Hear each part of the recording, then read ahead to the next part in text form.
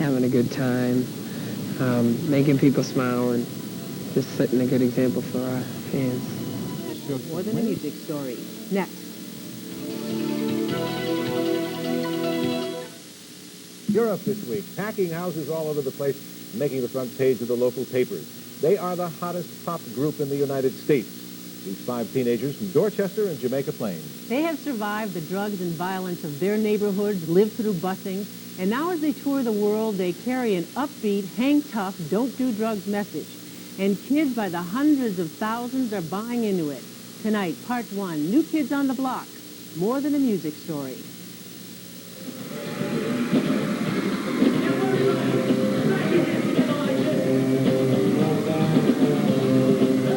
It's the feeling that you get.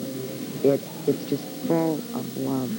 Full of love. You can feel it between the 5 boys and that audience. The first few times it was just tears. I mean, I just cried through the whole thing. And I was so proud. I was just bursting.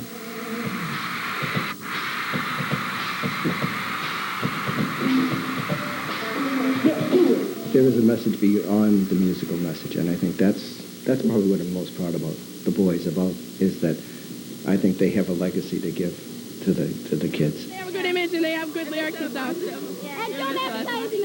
They're a positive role model for us and stuff. Is that important to you? Yeah. Our fans just, they know what they believe in and they stand up for it, and I think that's beautiful. They're a force for good in the life of America, and it's they didn't start out that way, any more than they started out with doing Coke commercials, 4 or 5 years ago. They were available for wakes, weddings, bar mitzvahs, songs, dances, and funny sayings. We'll go to the Italian restaurant near the house. So you're going to go home now then? Yeah. All right. When you grow up in a city like Boston, you grow up fast. You learn about drugs and race relations and losing friends. Some are in jail, some are dead. One guy I used to hang out with got shot in 4 corners the other day. So it helps a whole lot if you come from a family that keeps you wrapped in a giant bear hug, even when you're away from home. The first tour they went on, before Johnny got in the bus, I said, gee, please don't change. I love you, dearly. I want you to stay just the way you are. It would appear he has. I'll never forget, I was over my mother's house in Savin Hill, and I was stopped by the house, and he was there, and I left, and the limousine pulls up behind me, and all of a sudden I look in the rearview mirror, and here's Donnie running out of the car towards me. And I goes, what's going on? And I opened the door, and he reached in and gave me a big hug and said, I love you, and ran back to the car. How would you describe him? As a very caring person, he always was. Don't be embarrassed about this. You always did care. You cared about other people too. Your life was not just your own. I know you cared. You were a very, very caring kid, and I'm very proud of you. One of 9 children, Donnie almost pulsates with the bravado and uncertainty that can be Dorchester to a kid. This was the hangout, though. This is it, huh? Yep. If you could climb on the big roof right there, you was a legend. And Jimbo and my brother Artie were the only legends around.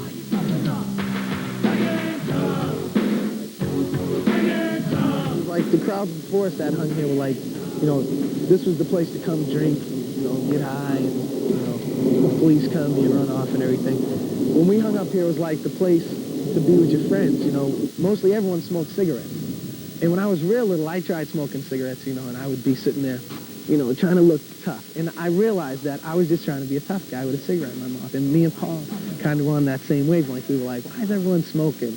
Let's be the new thing. Let's be the non-smokers. And we would, we would make ourselves tough by not smoking,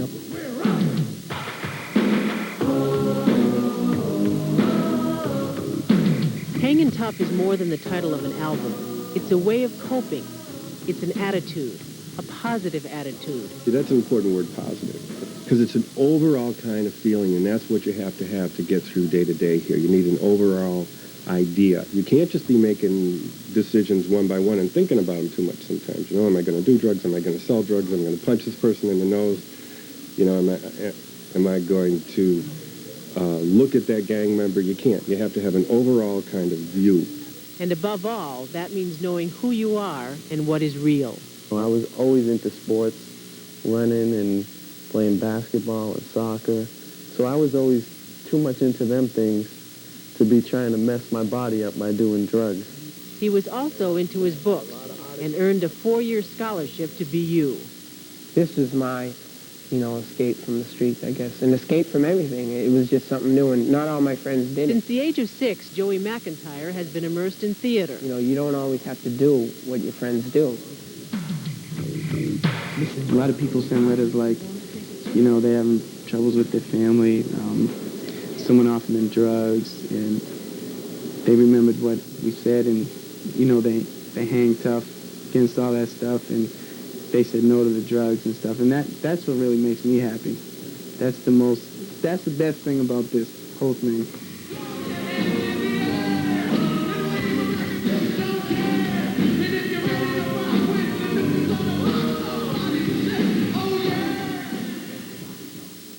Just to put their success into perspective, according to CBS Records, the biggest selling pop album of all time was Michael Jackson's Thriller. It sold 40 million copies worldwide in 3 years.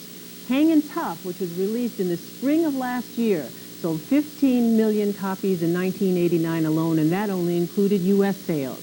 But New Kids is selling more than records. You'll see what and why that's so important to them and their fans as we continue with New Kids, more than a music story. I think you hit it, Natalie. It's kind of extraordinary that unless you really stop to think about it, that there is much more to the New Kids on the Block than just the music and the entertainment. The music, they're white kids. They started off doing black rap. That's incredible, what they have been through, and that they're so strong about their roots. And they're like on a crusade. They want to spread the good feeling they have to The New Kids on the Block. How did they get started? Well, their genesis is more to do with marketing and strategy than with music.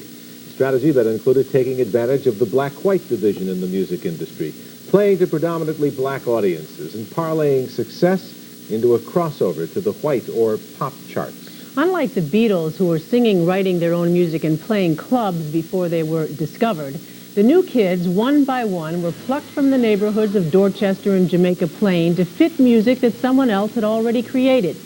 Tonight, part 2, New Kids on the Block. Not just a music story.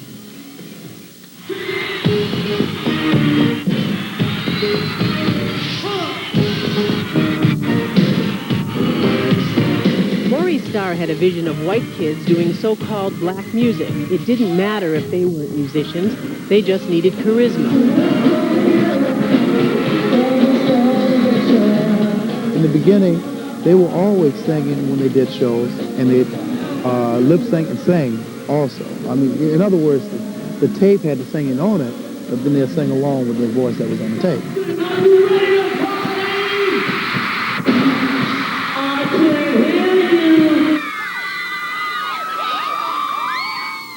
This extraordinary story was carefully orchestrated by a man who calls himself Maurice Starr. Hey, how's it going, bro? Stung by a bad experience with a black group called the New Edition, Starr plotted a new strategy. I was thinking of 5 young white kids doing, black music and urban sound. So why 5 white kids?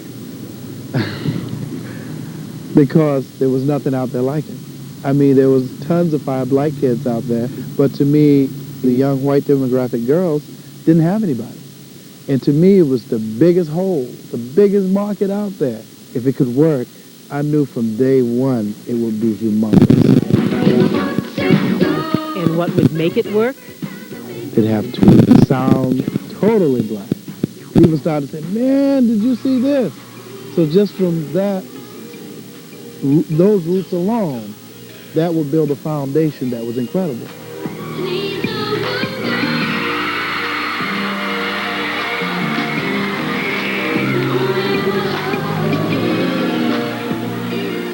So carefully was the group's race underplayed, even the disc jockeys initially were fooled. I thought that they were black, because they sounded like the New Edition. And then I flipped the album over, and I'm looking at the pictures, and I'm going, who are these guys? But they're good.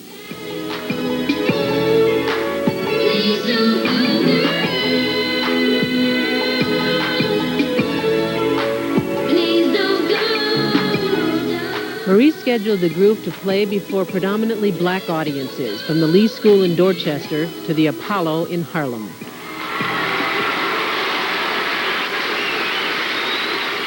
As it turned out, it was Please Don't Go Girl that proved the transitional song.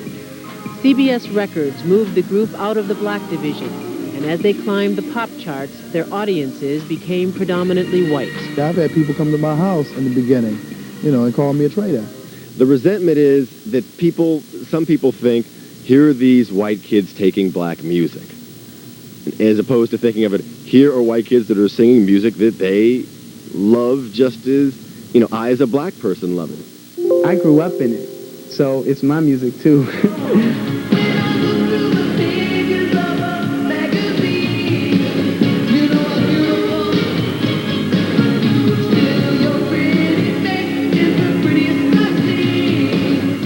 It burns me up when some critic who's white and 40 years old says the new kids are trying to do black music and they don't do it well. And then I meet Luther Vandross and he tells me, you guys are great.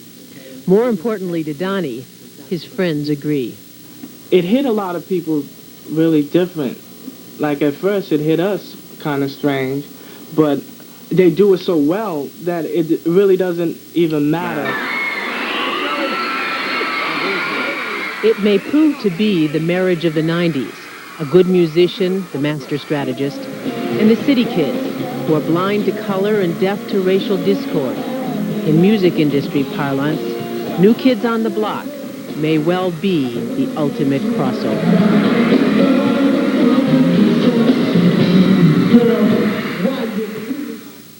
The New Kids may have started as the creation of Maurice Starr, and there certainly is truth to the credo, when the music dies, the act dies. But it is also true that the New Kids have taken on a life of their own. They have an extraordinary following based not only on their music, but also on what they stand for. And we'll take a look at that tomorrow.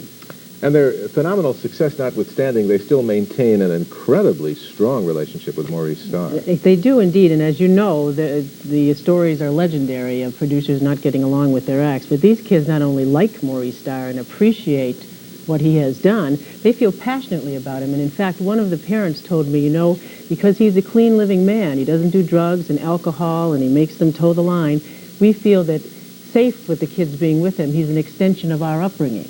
You can't get a bigger compliment than that, I think, from one of the parents. All right, we look forward to tomorrow night. Now, coming up, a stunner from the Celtics front office.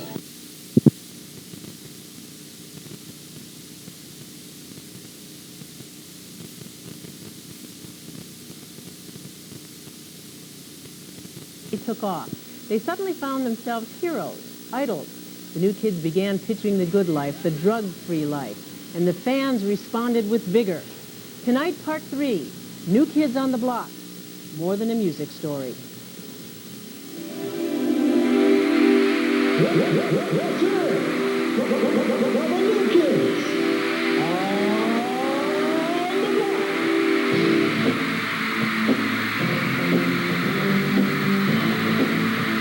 New Kids are funky, dope, hype, street, drug-free, energetic, and young.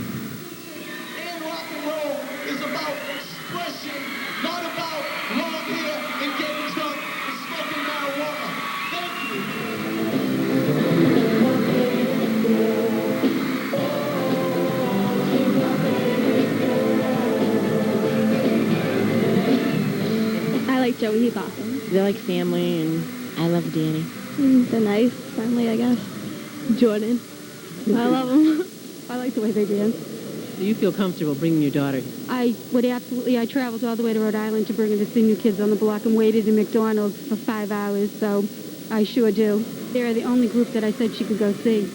New Kids on the Block, bridging the gap between dangerous and cool. What do you like about the New Kids? Well, they don't take drugs like the other bands. They don't say any swears in their songs. They don't take drugs. They dance good. And I like the way they sing, too. These fans aren't stupid, They're seeing stuff. They're following this group. They're reading between the lines. They're seeing strength and playfulness and hopefulness. The experiences they witnessed amongst their friends' siblings, gave them strength to say no. To have Jim away most of the time, it was very hard on them. I gotta move my car somewhere. Donnie Wahlberg's older brother Jim fell into drugs and alcohol abuse. It put him in jail more than once, and it was Donnie who helped get him out. They come around with the mail, and there's a postcard from Japan, from my brother, telling me how proud he is of me, you know, and it just really made me stop and just relax and calm down. So the new kids have managed to hang tough against the drugs and violence around them and are exalted by the opportunity to tell other kids they can hang tough too. I feel real good about that. I think that we have a chance to make a change in the world.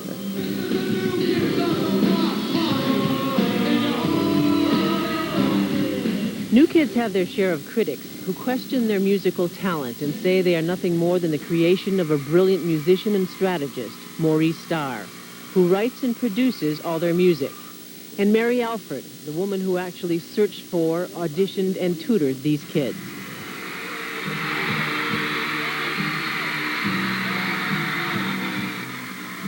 But how long can an act that depends on the music of one man last? The new kids, as Maurice has said, were put together to fit a sound that Maurice has put together. So in terms of commercialism, they will be as big as the Beatles. But in terms of artistic value coming from the artists themselves, it may take a while, but I don't see that happening anytime very soon.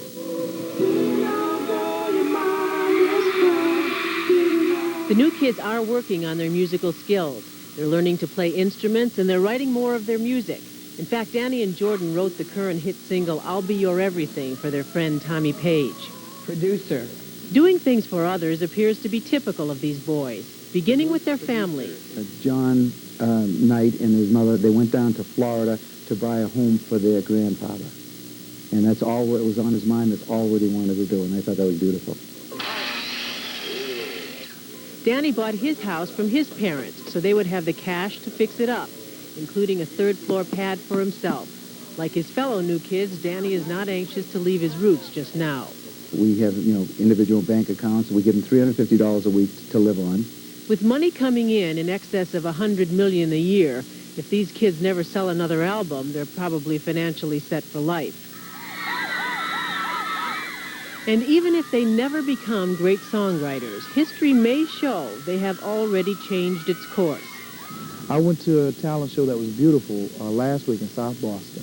And for the first time in my life, I've seen a talent show which was about 50% white kids and 50% black. I said, I don't believe this. And you think the new kids have something to do with that?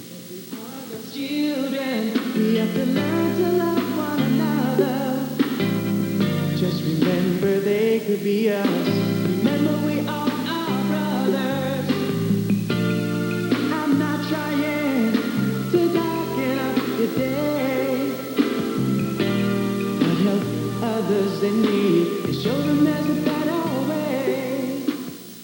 The new kids today released their new single, Step by Step, which will be in the stores tomorrow. We'll have a preview of that and hear from them and take a look at their new video also tonight on News Center 5 at 11.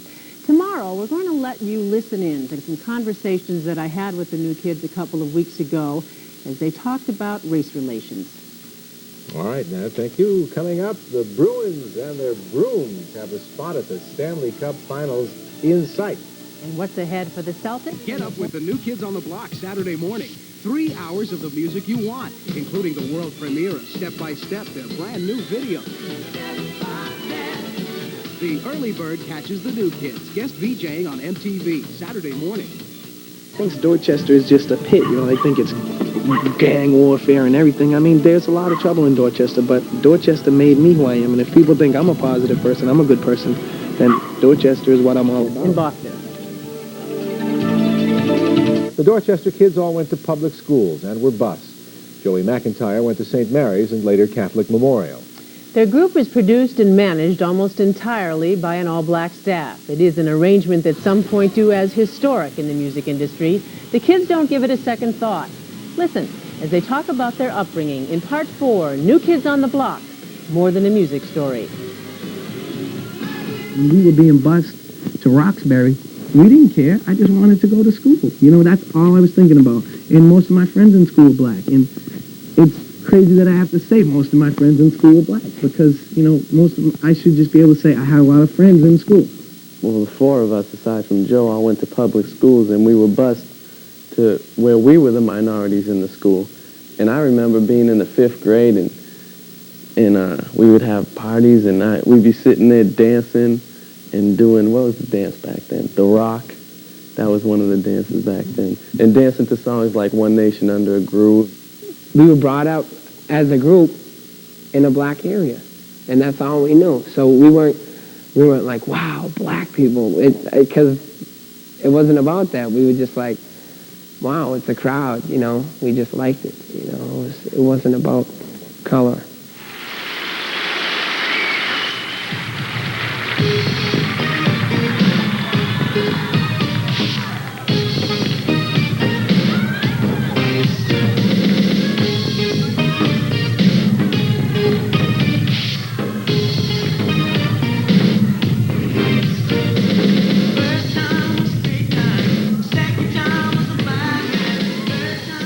We just turned out the toughest crowd in the world, and it was great. We were crying, and our parents were there, and they were crying. And they loved you. Oh, they loved us. And it didn't matter that you were white and they were black. No, it didn't matter at all. It didn't matter at all. It was great.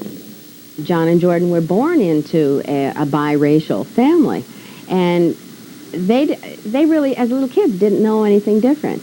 You came from a huge family, plus 10 or 12 foster children in your home at the same time. Right. I mean, what was that like for you, having a house full of kids? I was so young, I was like brought up into it. So it was a way of life for me. And that was good for me because there were like so many different people in my house. That's my man, Donnie. Do you want to see Melvin? But, you know, it's nice to see them because, you know, we, back in the days, you know, we all used to hang together and stuff like that. My mother taught me so much, and my father taught me so much about black and white. You know, when I was a little kid, I had a fight with a black kid. He bit my neck. And the next day, my mother walked me to the school where the kid was, and she made us make up. And she kissed me goodbye on the lips, and then she turned and kissed him goodbye on the lips. And I was like 6 years old, and I saw my mother kiss this young black kid on the lips. And that just struck me as, you know, it just had to have taught me something, you know. How come these kids are like this? I mean, let's see. What did you do right? I don't know. I don't think I ever really knew quite what I was doing. It was, I loved children. I loved kids. I loved people.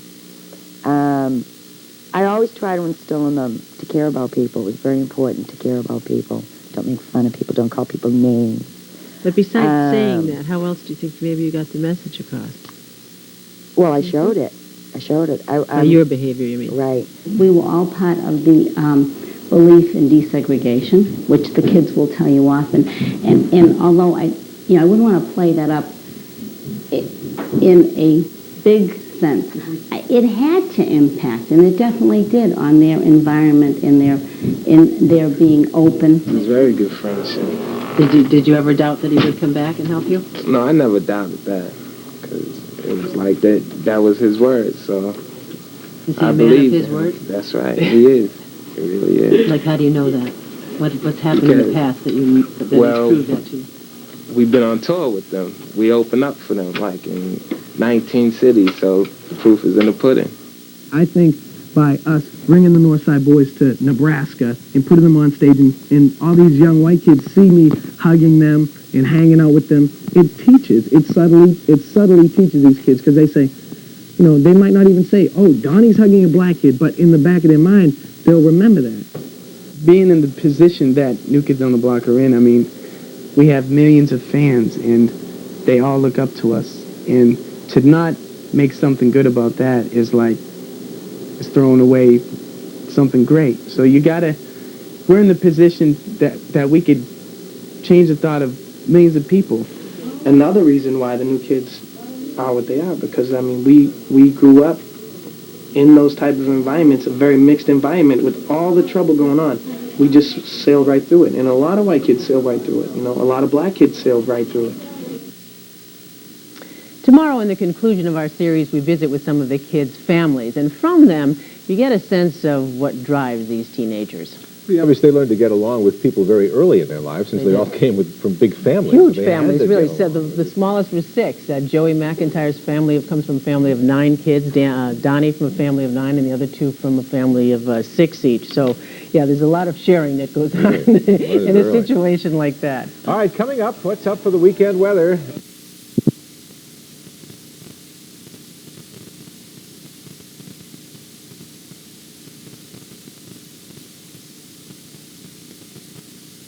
To who these kids are. Like Beatles from Tbilisi. That report also ahead. Right. I like your spirit. That's an Can't let a little rain get us down. Right. We'll hear from their families next.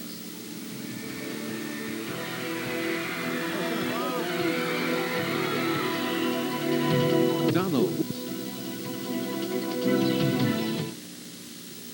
Sense of responsibility and appreciation for their hard work and good fortune is due in large measure to their families.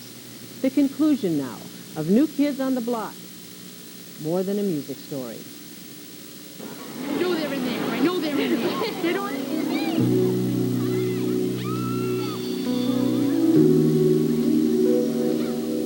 Wait till you see what my son's got on. This is elegant compared to Joseph. The mothers of the new kids rented tuxes for the music awards this year. T-shirts and jeans are not their idea of being dressed. So I said, Joseph, I won't interfere. This is your professional life. The minute the show is over, I'll tell you what to wear to church. But not tonight. The new kids clearly are not only comfortable with the way they look, but with who they are. And that is part of their appeal. I think that a kid wants to be happy with how he thinks and how he lives and wants to do well, you know, and the kids give those kids that reason to feel good about what they're seeing and what they're liking and what they're listening to and what they're buying. Did you see one of their concerts, honey? Yeah. Did you go to the concert? Do you have a favorite new kid? Who's your favorite? Joey McIntyre. The new kids have been together as a group almost 6 years. Their extraordinary fame is only about a year and a half old. Joey was just 12 when he joined the group. Manager Dick Scott predicted he'd be a star. When Dick Scott told us 2 years ago they were going to be bigger than the Beatles, I said, the poor man, he's not well. Then they got on the bus and went to Iowa, and I cried, and I went, oh, this is ridiculous. Then he came back with the voice down with shoes, curly hair, grew 3 inches. I said, there goes our first million, because his voice has completely changed.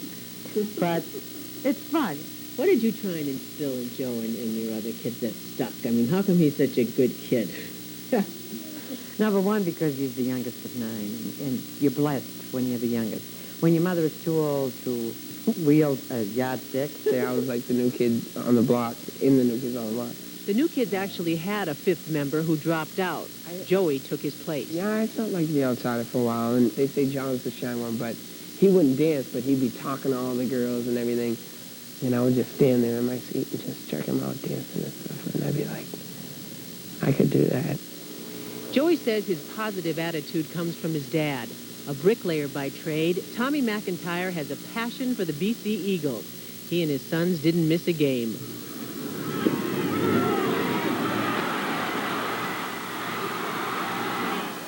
It was a fun bit of business, and it's a lot of good memories for Joe. He's not going to appreciate it now, but when he's got a couple of his own little squeakers running around, he can pass it on. He didn't go about it in a big way and come to me and, son, do you have any troubles? Could I help you? It was just real, like, kind of nonchalant. Well, I think you bring kids up to, at least I did anyway, try to stand on their own 2 feet. John and Jordan Knight are 2 of 6 children. Growing up, the Knight home was a refuge for dozens of foster people of all ages. There were drug addicts. There were mentally retarded. There still is. Elderly. A couple of elderly people died in my house. How did you handle that? I handled it like they were family. And it hurt. Mm-hmm. They learn to share their parents, their home, their toys, at times not wanting to do that, at times not liking to do it, but doing it. Dan and Betty Wood also raised 6 children.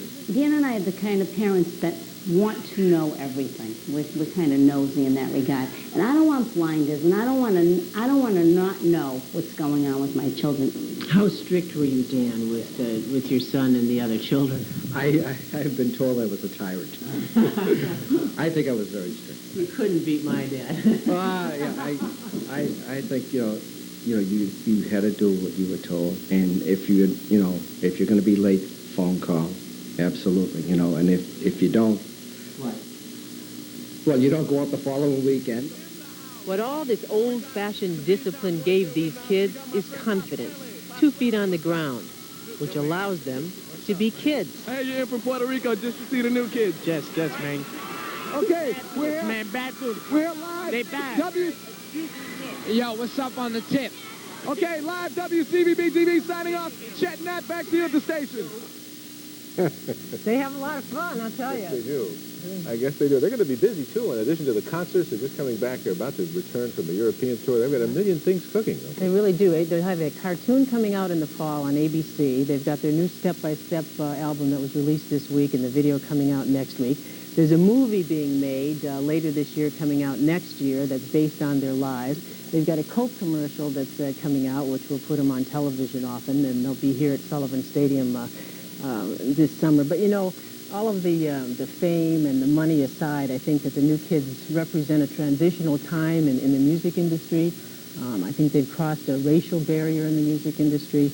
And they stood up in a great big way, I think, for what's positive about kids, which is what attracted us to these kids and this story in the first place, and why we called it more than a music story. Do you think they could use a middle-aged guy in the chorus, doing They were asking doo-wah, about you, Chet, doo-wah? but only if you do your hair the other way, they said.